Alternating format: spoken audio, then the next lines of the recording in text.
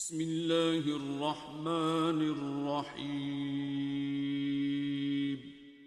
عرب کہتے تھے کہ جو بدکاری چھپ کے کی جائے تو وہ بدکاری نہیں ہوتی، اور جو اعلانیہ کی جائے وہ بدکاری ہوتی۔ تو اس لیے قرآن نے کہا ما ظہر منہا وما بطن، جو چھپ کے کیا جائے یا ظاہر کیا جائے، جو گناہ ہے وہ گناہ ہی ہوتا ہے۔ چھپ کر کرنے سے گناہ نیکی میں تبدیل نہیں ہو جاتا۔ اللہ کے محبوب علیہ الصلوۃ والسلام نے فرمایا تم چور کے بارے میں، بدکاری کرنے والے کے بارے میں اور شراب پینے کے بارے میں کیا کہتے ہو؟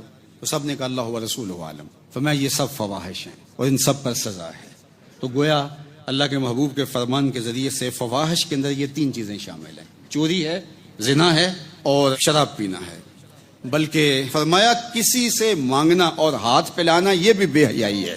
اور میں ایک اس سے بھی باریک بات بالخصوص مبلغین سے علماء سے کرنا چاہوں گا کہ آپ چندہ ضرور مانگیں، لیکن چندے کے اندر بھی آپ ایک حد سے تجاوز نہ کریں۔ کہیں ایسا نہ ہو کہ آپ نہ سمجھ رہے ہوں، لوگ اس کو یہی سمجھ رہے ہوں۔ حد سے تجاوز کرنا کسی کام کے اندر بھی، اللہ وہ تو کھانے اور پینے کے اندر حد سے تجاوز کیا جائے تو وہ تمہارے لیے صحت بخش نہیں ہوتا بلکہ بیماری کا سبب و ذریعہ ہوتا ہے۔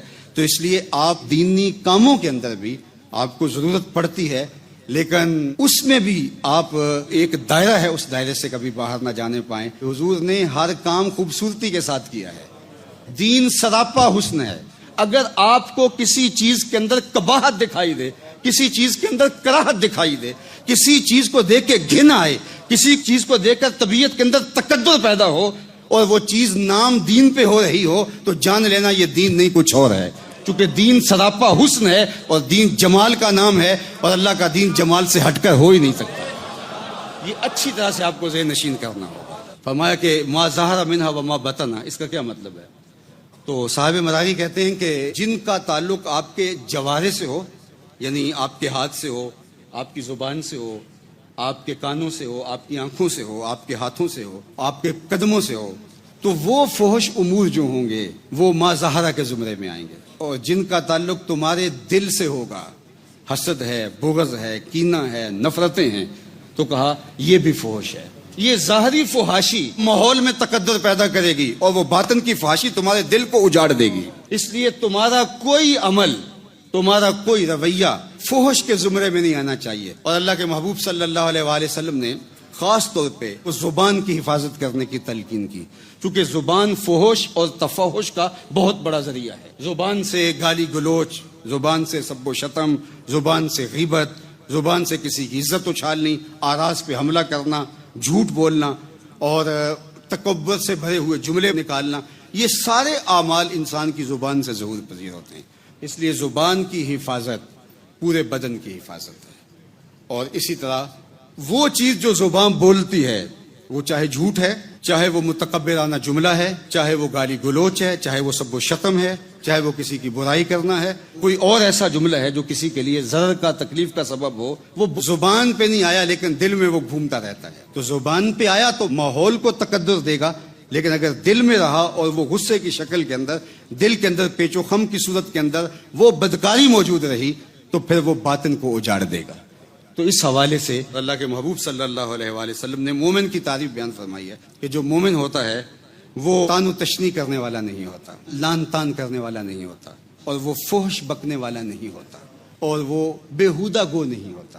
چونکہ جو زبان کے جراحات ہیں وہ دل کے اوپر اثر انداز ہوتے ہیں، دلوں کو زخمی کرتے ہیں۔ جو نیزے کے لگائے ہوئے زخم ہیں وہ پھر بھی مندمل ہوتے ہیں، زبان کے لگائے ہوئے زخم کبھی مندمل نہیں ہوتے۔ اور میں سمجھتا ہوں کہ آج کی تاریخ میں جس طرح زمانے میں تغیر پیدا ہوا ہے اور بہت ساری چیزیں غیر دین کو دین بنا لیا گیا ہے، اس میں سے عمومی طور پہ ایک یہ بات ہے کہ آپ اس کو اپنا مخالف، اپنا دشمن سمجھتے ہیں، تو یہ آپ کو حق حاصل ہو جاتا ہے کہ آپ اس کے لیے جو مرضی بولتے ہیں۔ جبکہ اللہ کے محبوب صلی اللہ علیہ وآلہ وسلم کی واضح حدیث ہے سباب المسلم فسوق وقتالہ کفر۔ اللہ اکبر۔